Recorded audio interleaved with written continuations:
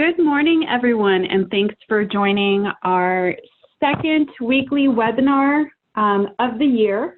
At this time of year, we know it's super important for our clients to be putting their best foot forward, and by that, putting their best bid forward. So for today's topic, we're going to be focusing on estimating tools offered by Sage.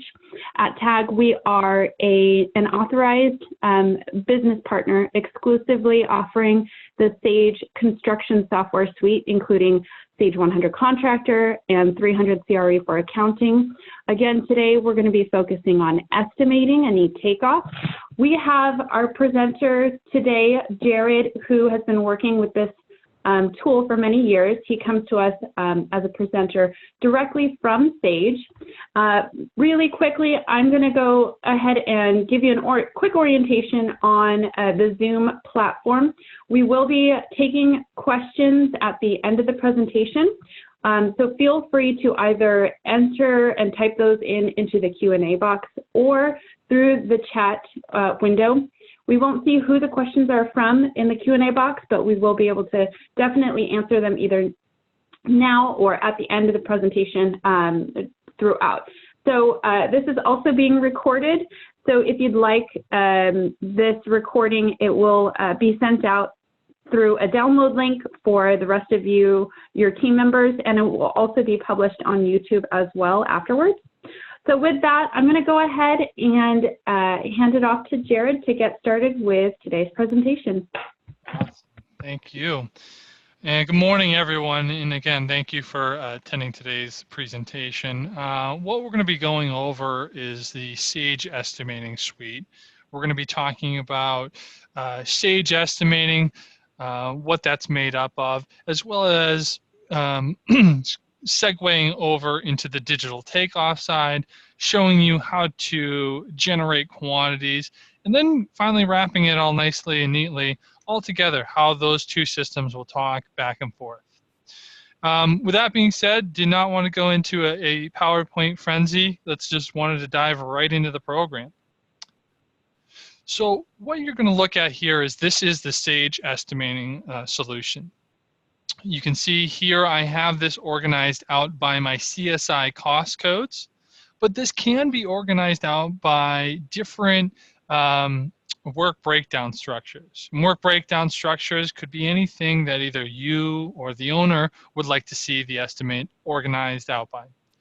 Common one people will use of is location. So maybe you want to see it by floor type. You can go into the location field and see it by these individual floors. And we can collapse everything to give us a total view of what we're looking at. I do want to reiterate too is all these are going to mimic, these columns are going to mimic kind of like Excel and work similar to Excel. We can hide individual fields, creating really a customized view that you, the user or the owner, has decided or would like to set up. And let me just go ahead and hide all these guys and hide those out.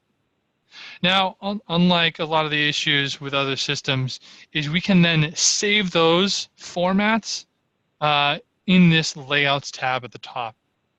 Layouts, again, can be either shared throughout the users, or if an estimator wants to have their own particular layout, they can organize it out by that view. So the purpose of the point, or in today's demonstration, I should say, I'm going to be looking at this of kind of my standard layout that you see here. Next section I do want to go is in these layouts in our items. Our items, just like Excel, can all be manipulated and changed. We can put in lump sums if so be. So if on this final cleanup, as opposed to putting 1,000, maybe it's going to be 1,100. I can overwrite on that that variable, that formula, I should say, and put in a lump sum. Do keep in mind, this is not going to break any formulas or calculations you have. This is only indicating to the user that I have now put in a lump sum into my layout. So in historical purposes, if you come back 6 months or a year to review a previous job that you've done, you can see exactly what you've done and why you've done that. Any notes can also be associated with that field simply by clicking the notes field there. As I mentioned too, this is a lump sum. This is not overwriting any of that calculation that we have. So in the instance of the initial, we put the 1100. However, we want to put in our labor price might be a little bit different, or our productivity might be a little bit different. We can always come in after the fact and change that, which is saying, hey, this is going to overwrite the lump sum and get rid of that and resume that calculation, that formula that you have. Is that something you want to do? Yes or no? If I say yes, it will back calculate that. And if I say no, it will resume that 1100, or in this case, if we go 0.007, hit enter and hit yes. So moving into the blank estimate we've created here. So my first step into populating an estimate is simply going to be coming into my Takeoff tab and hitting Item. You're going to have multiple different ways to perform Takeoff.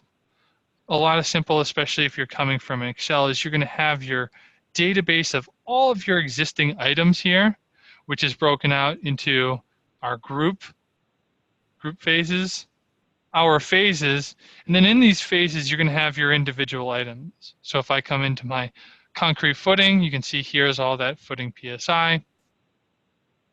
I can then send a length, a width. So if I want to say 50 by 50 or 60, add that into my spreadsheet, and then populate that into the estimate. That's one of the ways.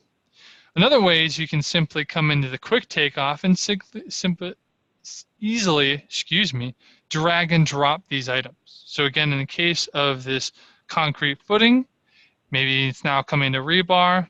I'm going to say I have the 4-inch rebar, and I just drag and drop. I do also want to highlight a big difference between us and a lot of the systems out in the market. Not only is the calculation in the database, but is this red line.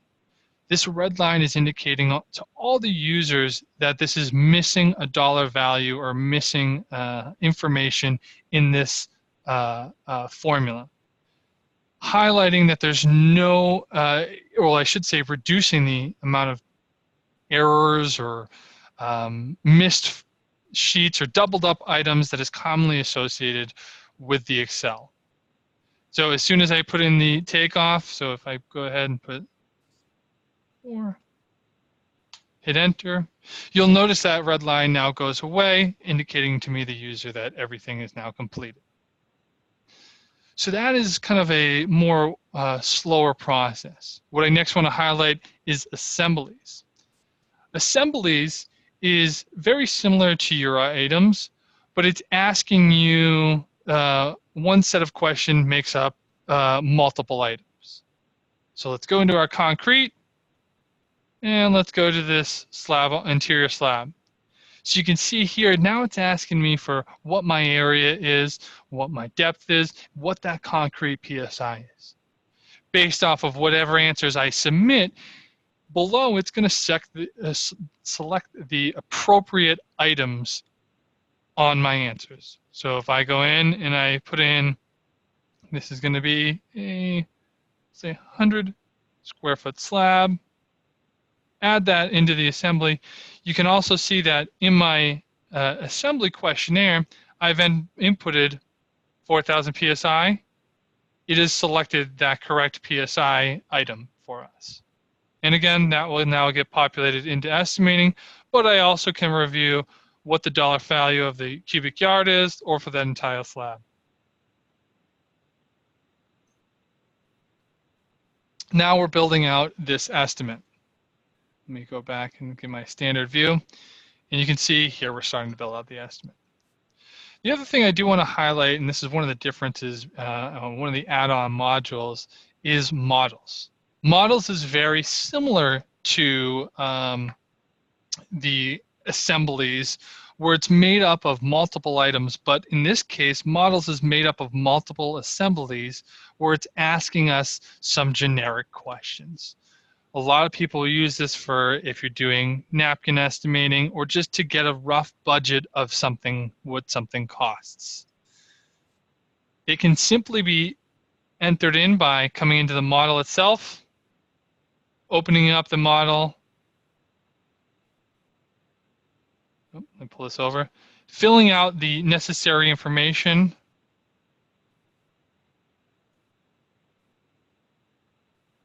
I'm just going to throw some numbers in here so we have this.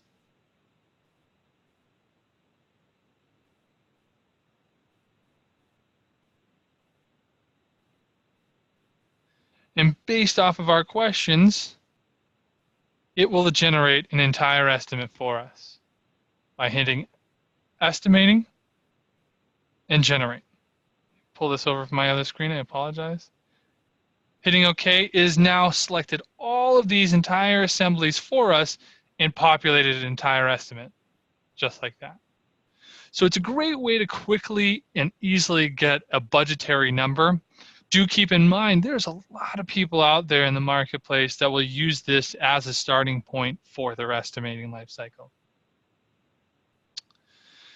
Next up, I do want to highlight is in the Reports tab. So once the estimate's complete, say in this case, we're going to go and send this out to the owner, we can select, going back to that layouts, selecting our totals views, going to the reports, and actually pre-filling the spreadsheet to mimic what we have on this spreadsheet right here, pre-filling the report to mimic this spreadsheet. So let me go into my reporting options.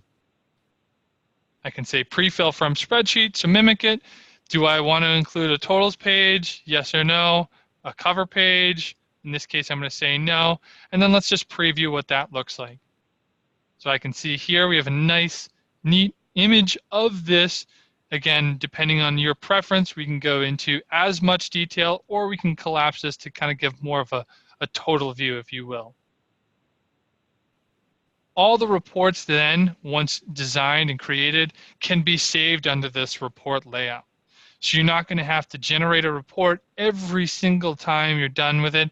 If there's a common report you typically use, again, I like to defer to, say it's the same owner that wants to see the estimate in a specific format, we can generate it here, so we're just simply clicking one button and printing that out for them. Moving over into the advanced reporting, again, this is the second piece to the core software solution. So we had models, now we have advanced reporting. Advanced reporting is going to do kind of a couple things. We can create, using the Crystal reports, any specific report design or layout, or you'll also get these two canned databases, which is your comparison and your variance. Comparison does what it sounds like, allows you to compare up to 10 estimates side by side, where your variance report will allow you to compare two estimates next to each other. And going back into my printer options, hitting preview will give you the difference between estimate 1, estimate 2, and then whatever the variance is of the differences. So real world scenario, and what I see a lot of people leverage this for is if a job gets put on hold for a year, 6 months, however the case, and say the price of lumber or steel goes up or down, owner comes back to you and says, hey, with that first estimate you gave me, well, the second one is now $5,000 difference. What happened? A lot of times you're going to have to say, let me check, and you'll have to create this report where Sage will do that for you. So you can visually say, hey, here, the temp heating, we did not have that because it was supposed to be done in summer. Now this is done in the winter season, so we need heating. We've included that. Or again, as I mentioned, the leverage or the price of lumber has now increased. That would show us and indicate to us right.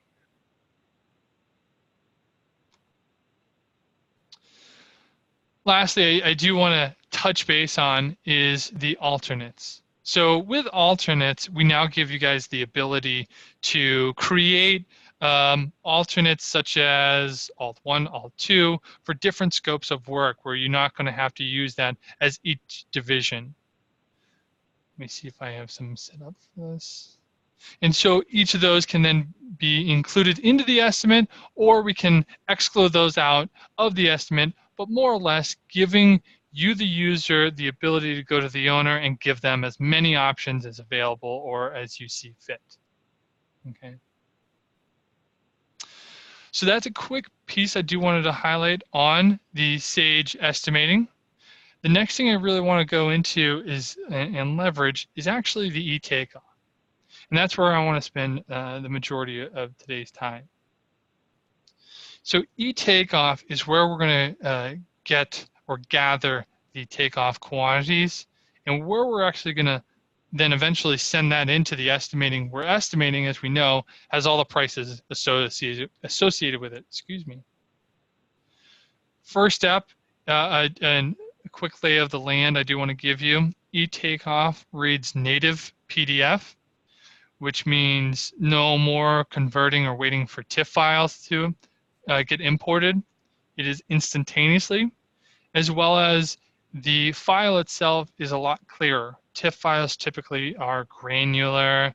They're a lot harder to see that details associated with the drawings. Not only that, but we do also read native PDF, which means, again, we can have 10, 12 estimators all in the same project doing takeoff all at the same time. Do keep in mind, it is best practice probably not to have them on the same PDF drawing, but they can be on throughout the project. So you'll see a lot of people do. Someone will focus on concrete, someone else might focus on division, or even if you wanted to break it out by flooring. Excuse me. First step in the takeoff cycle is we're going to come into our area, or whatever the value is, and I'm going to take off this boardroom up here. So the way we're going to take off area is we're going to go click and go clockwise. All while I'm doing that, you can see in our quantities list, he's going to generate the values. Give it a description and hit enter. So now I've completed that. You can start to see I'm building out a measurement summary, which is going to indicate all the takeoff on a certain page. Okay. So now that we've done that area, I want to come back into this meeting room, and I'm going to do the same takeoff here as well. But as opposed to clicking all these points, I'm going to come up to my tool tab and hit this 2-point rectangle. Throughout the life cycle of the program, on the top ribbons or on features in the system, if I hover over something, it will give me a description as well as what we call the shortcuts. So we're teaching you or your employees how to use the program and then how to become that much more efficient. Shortcut keys will be so we don't have to come up to the ribbon every time. I can hit the key and take off that entire meeting room. And again, hitting my description and labeling what that section is. So as I build this out, you can start to see again, I have my boardroom. I expand my search area or my quantities. It's telling me what each, the total area, and then what each area is made up of what the square footage. So that is more of like our item takeoff that we had shown over in Sage Estimating. What I want to do actually here is do something a little bit more advanced, and I'm going to take this pool area off. So I'm going to come into my traces. And the traces are going to be just like your Sage Estimating database, where it has the same items, those same assemblies, all built in here. So you're leveraging off one kind of database. So going in templates, let's go into our flooring, and we're going to go tile square foot. Again, going clockwise.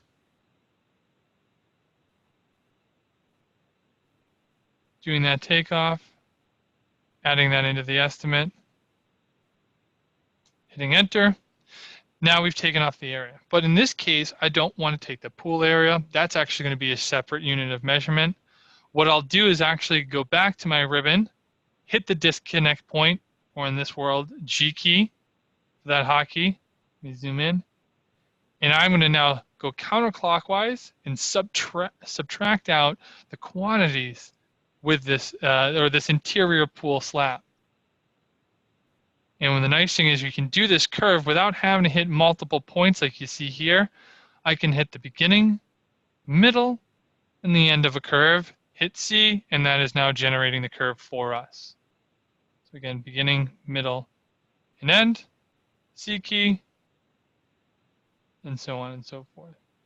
And as you see here, again, going back to the quantities list, it is subtracting out from that square foot area that I had previously taken off of.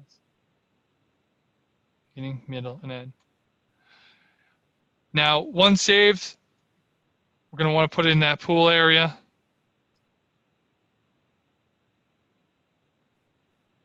Hit enter, and it's populating the estimate.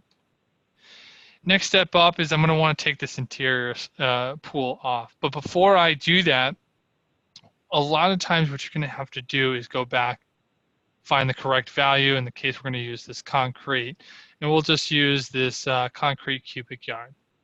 I'd have to click concrete cubic yard with a lot of the competitors out there and go do that takeoff slabs and then save that.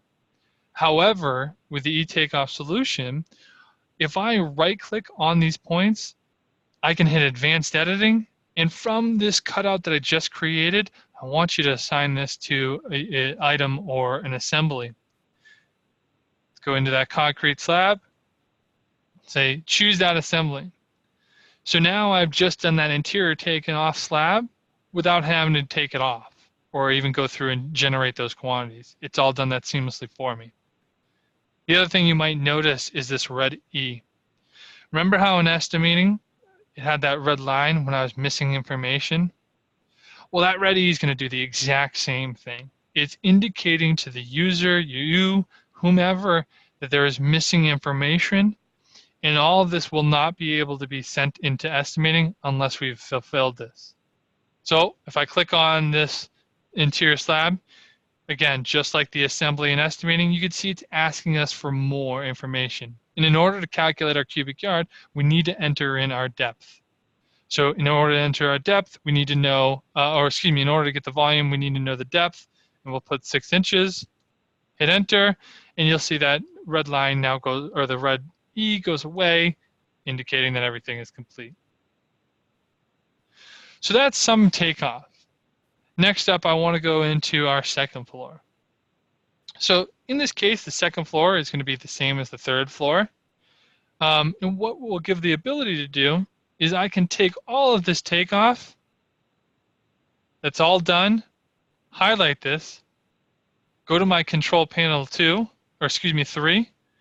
Again, do keep in mind, and I apologize for not highlighting this, you are allowed up to 4 control panels as the users, and that can be customized to whatever information you see fit from this drop-down.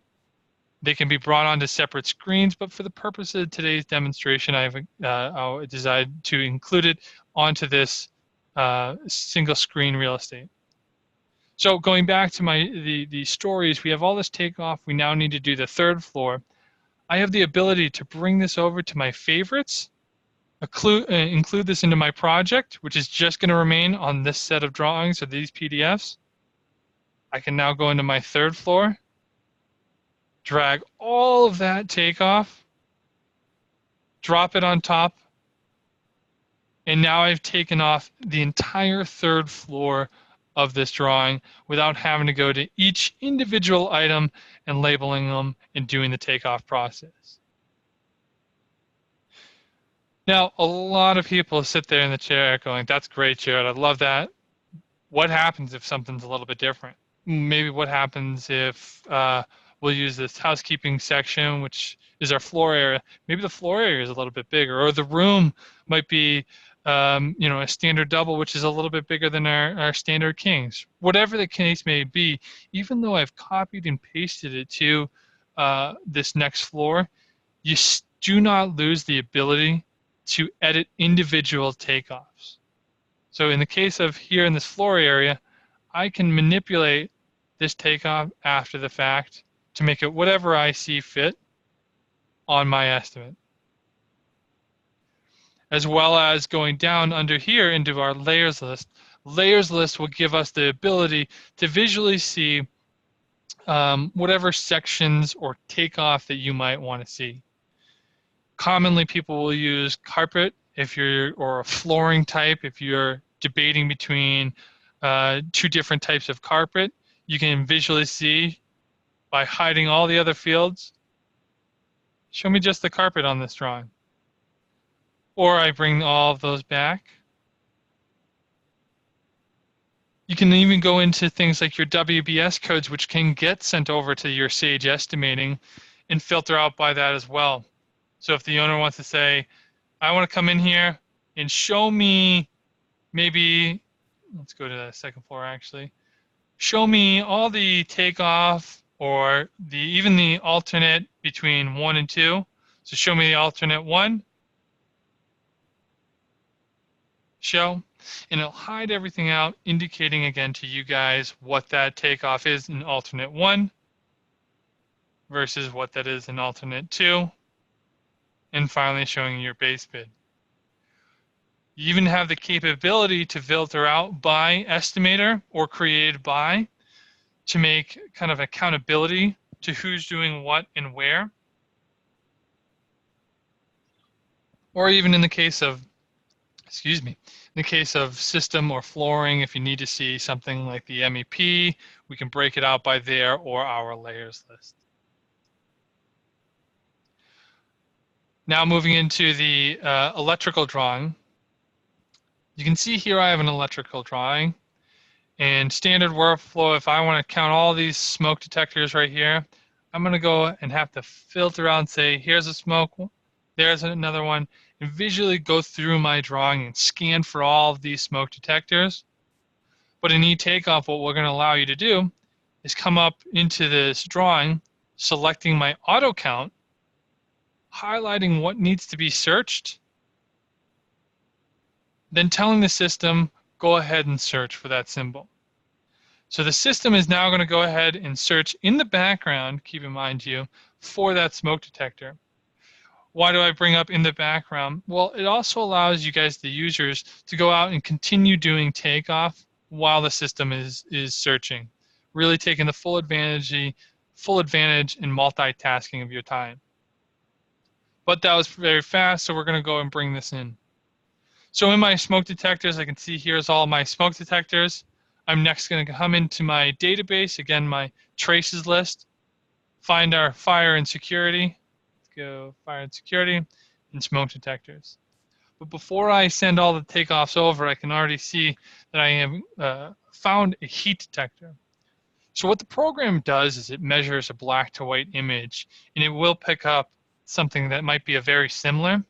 But do keep in mind, you don't want to get rid of something like that because you're going to have to go out and find that symbol anyways. So what eTakeoff has built is what I unofficially call the up at bat. So we're putting it to the side and allowing us to continue on our takeoff journey.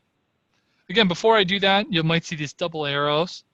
What this will allow me to do is expand out the view area without affecting the search field. So you can see what's around the symbol. In here, I see I have an auxiliary where I might not have picked that up. Well, that's going to be a different item and a different price altogether. So I'm going to also want to put that up at bat. So now we have all the smoke detectors. I'm ready to populate this in the estimate or into the takeoff. I'm going to hit save and continue, uncheck the heat, hit my auxiliary, hit save and continue, and then finally finish at my heat. So in reality, what you're doing here is, even though you've done one search, you're really generating 3 different takeoffs from that one search. Again, making you guys as efficient as possible during this takeoff cycle. The next step is we have 2 other floors. So as opposed to now going to those 2 other floors, finding that smoke detector that we just found on those other floors, and then searching for those, since in this pattern search you can say, hey, there's that symbol. I can right-click, search on multiple drawings, and say, go ahead and search on both those other floors. And so now it's searching on the second and third floor drawing without me having to go to those pages and find the symbol like I just did on this first initial setup. So that's everything with the auto count. Lastly, before we show the integration of how all this ties back into estimating, I do want to go to this interior elevation. Interior elevation is anything with multiple scales we can have here. So in this instance, you can see I can set up simply by going into my detail scale, hitting add, and saying, naming the scale,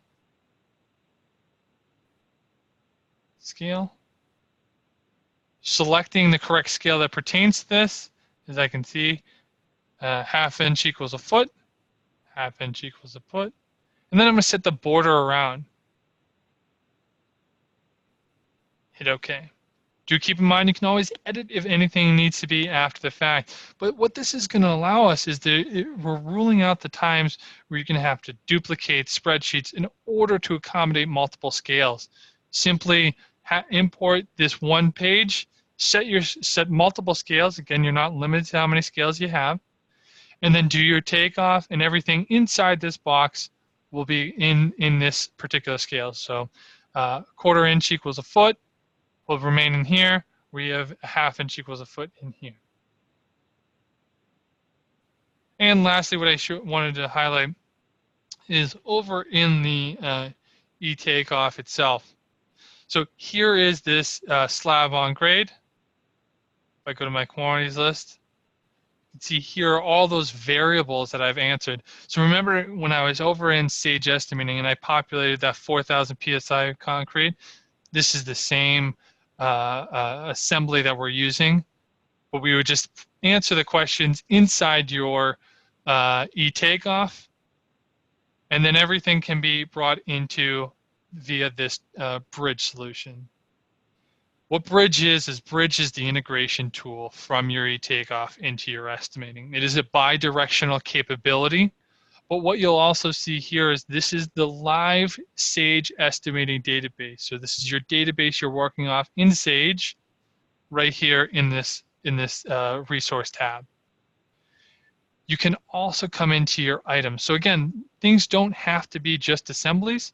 They can be items, and things don't have to be just something that is a quantity or a takeoff measurement. It can be anything from allowance. In the case of let's do a foreman, you can put in there. We have a masonry foreman going to be on the site for 8 weeks, and now that it gets populated and sent in the estimating. So a lot of people out in the marketplace today will actually start with the eTakeoff solution as the initial starting point, populating the majority of the estimating, and then manipulating all of that pricing over in Sage. So as I mentioned, I can take off not just my items, but also my assemblies. And what we're going to do here is we're going to go into this concrete slab, and I'm going to pick that same slab that we had done before. And the first step is by dragging and dropping. So once I drag and drop, I now have my primary takeoff and then my assembly. This is the assembly, the exact questionnaire might look very familiar from that Sage estimating that we're going to follow. But this is all the values that we've accrued over in the eTakeoff system. You can see that a lot of these are color coordinated. This is part of called the mapping process. And this also takes us that just initial further above all the competitors out in the system. Is by mapping, this is a one and done. Not one and done for this project, but for one and done from this point moving forward for all projects until you, the user, decide to change it for whatever reason. So simply, once the process is complete, add the pass, and now that gets sent over into estimating. So that's typically the slower version. And I do want to highlight that we can always come into the View tab here. Oops, excuse me. And hit Hide Assigned. Hide Assigned will indicate to me that, see now that there was this slab and it's no longer there, that I've taken this off and this has now been sent into the estimate. So there's no longer that guessing game of, all right, well, I left for lunch, I came back, where did I last leave off? And then having to go into your estimate, figure out what the last thing you were, and kind of guessing there. Again, ruling out the chances for duplicating information over into the estimate. And going to the review tab is another avenue where we can see what has been sent over into Sage. But more importantly, I want to highlight this automatic tab.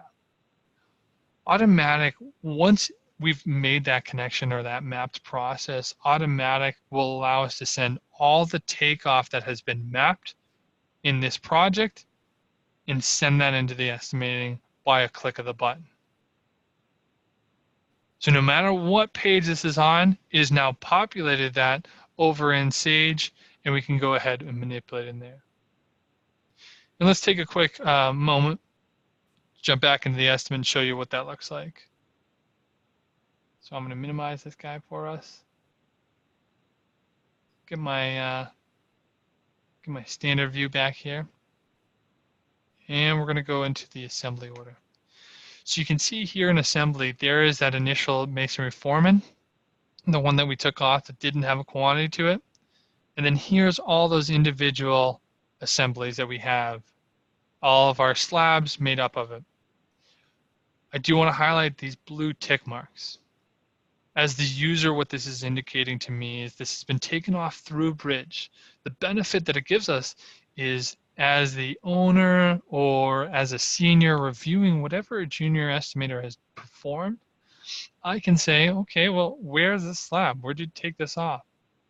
And drill down into the eTakeoff solution, as well as all the information will be highlighted against that. If I hit hide unassigned, I can see here's all that takeoff back. But say in this instance is that I'm the owner, and this is my penthouse suite. And, well, this isn't big enough for me. I need something quite bigger. So if I go ahead and enter it in, and I can manipulate, again, that drawing to reflect that bigger value. But in this case, is I have neighbors. I don't want to have neighbors. I can get rid of those guys and remove some of that takeoff. Maybe I want to even delete these two as well. And just extend out that suite even more. So all I'm doing is clicking and dragging. And now I've just changed everything. You can also come back into the quantities page and change any variables that you might have. So if it's a flooring type, or in this case, I'm going to change my PSI concrete to 3,500 and hit enter. I do want to highlight something as well. Notice I've entered 35,000. This is part of that error control that you would not get in a lot of other systems, including that Excel system you might have.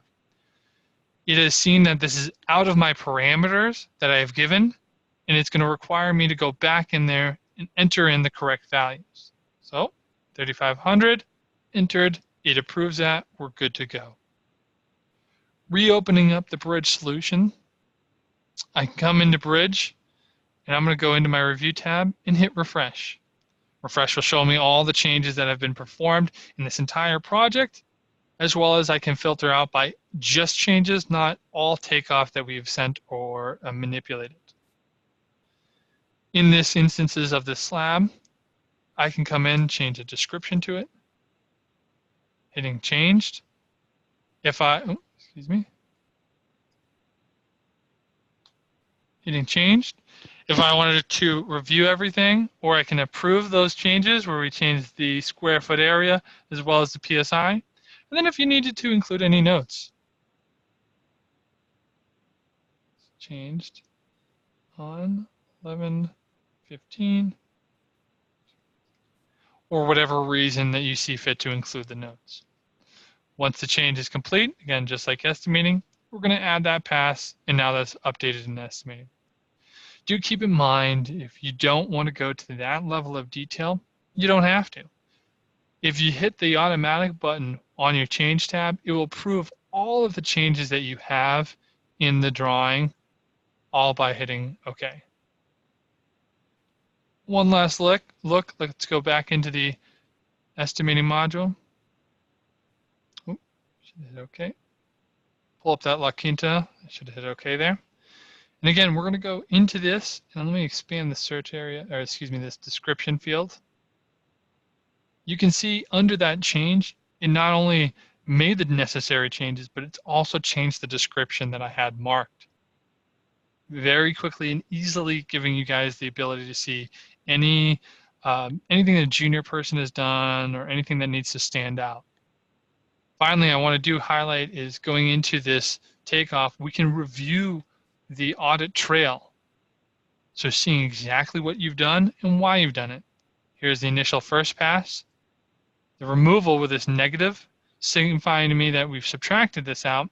And then finally, here's the correct PSI, the 1600 square feet, as well as the 3500 PSI, and then the notes associated with that.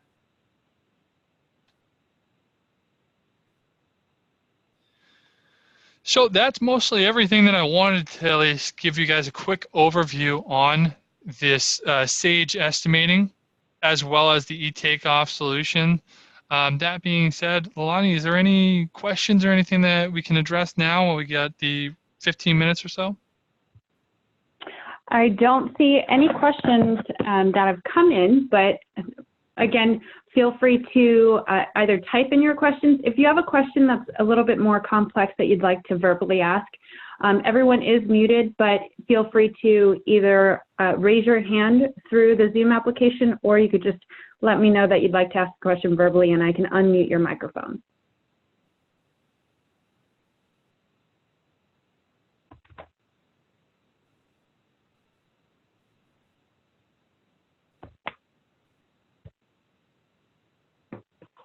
Thank you again, Jared, for this presentation.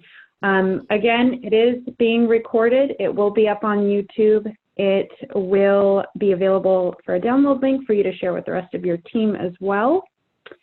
I think that is it. So we will see you guys next week. We have a webinar focused on Office connectors, so please stay tuned for the registration link for that. Other than that, we can give you guys back a few minutes of your day. Jared, again, thank you so much for the presentation. Absolutely. Really appreciate it. Time. Okay, everyone have a great week.